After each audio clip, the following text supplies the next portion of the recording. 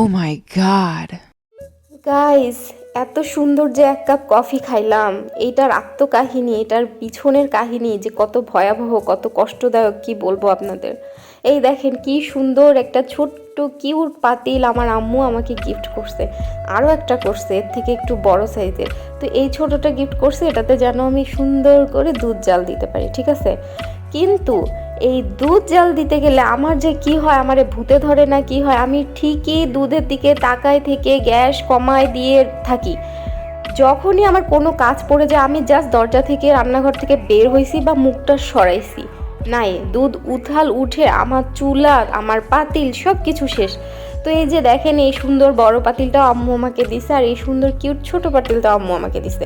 কিন্তু এত সুন্দর পাতিলটার এই চেহারা আমি করে ফেলছি গাইস, বুঝতে পারছেন। দুধ জাল দিচ্ছিলাম, একটু জাস্ট অন্যমনস্ক হয়েছে, নাই সব কিছু শেষ। পরে কি করি, ওই দুধ দিয়েই কফি বানায় খাইলাম। কিন্তু কফিটা কিন্তু অনেক মজা হয়েছিল। এই দেখেন দুধের স্বর, তারপরে হচ্ছে একদম দুধটা যেহেতু জাল হয়ে একদম ঘন হয়ে গেছে, তো কফিটা কিন্তু মারাত্মক টেস্টি হয়েছিল।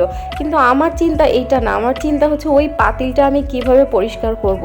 আমি তো পানি দিয়ে ভিজায় রাখছি, একটু ঘষাঘষি করলাম, দেখে ওঠে না, একদম গায়ের মধ্যে লেগে গেছে, আর একটু হলে তো পোড়াই যাইতো। তো যাই হোক, আজকে দুপুরবেলা এই দেখেন সজনে ডাঁটা খাচ্ছি। আপনারা বলতে পারেন প্রতিদিনই সজনে ডাঁটা খান? হ্যাঁ, আমরা সজনের সময় প্রতিদিনই সজনে ডাঁটা খাই, কারণ আমাদের বাসায় সজনের গাছ আছে। আর এই সজনেগুলো দিছে আমার ছোট খালা, আমার ছোট খালার বাসায়ও সজনে গাছ আছে। আবার আজকে আমার আরেক খালাতো বোন সজনে পাঠাইছে ওর বাসার গাছ থেকে। তো আমাদের বাসায় তো প্রতিদিনই এখন সজনে রান্না হবে, আর সজনে আমাদের অনেক পছন্দ এবং অনেক উপকারী। আর এই যে এগুলো হচ্ছে ছোট ছোট বাটা মাছ, আম্মু সুন্দর করে ভাজি করছে, পেঁয়াজ দিছে, কাঁচামরিচ দিছে। তো আমি তো এখন খাওয়া দাওয়া করবো, এটা দুপুরের খাওয়া খাচ্ছি। আর এই দেখেন, আমি যে সজনে গাছের গল্প করি আপনারা তো হয়তো বিশ্বাস করবেন না। তো এই দেখেন আমাদের বাসায় কি সুন্দর একটা সবুজ সজনে গাছ হয়েছে। এটা কিন্তু এই প্রথমেই সজনে ধরছে এবং খুবই সুন্দর গাছটা। তো এটা হচ্ছে একদম সকালবেলা পিকুকে যখন আমি খুঁজতেছিলাম তখনকার ভিডিও। আর এই দেখেন পিকু মহাশয়, বললাম না কালকে সারা রাত ওকে পাইনি, তো সকালে যে আসছে তারপর থেকে খালি খায় আর ঘুমায়, খায় আর ঘুমায়। মানে সারা রাত শুধু কামলা খাচ্ছে না কি করছে আল্লাহই জানে।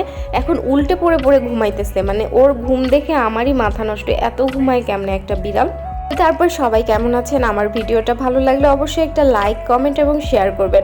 আর পিকুকে কিন্তু এত ইনোসেন্ট দেখতেছেন, ও কিন্তু এত ইনোসেন্ট না, দুষ্টুর হাট।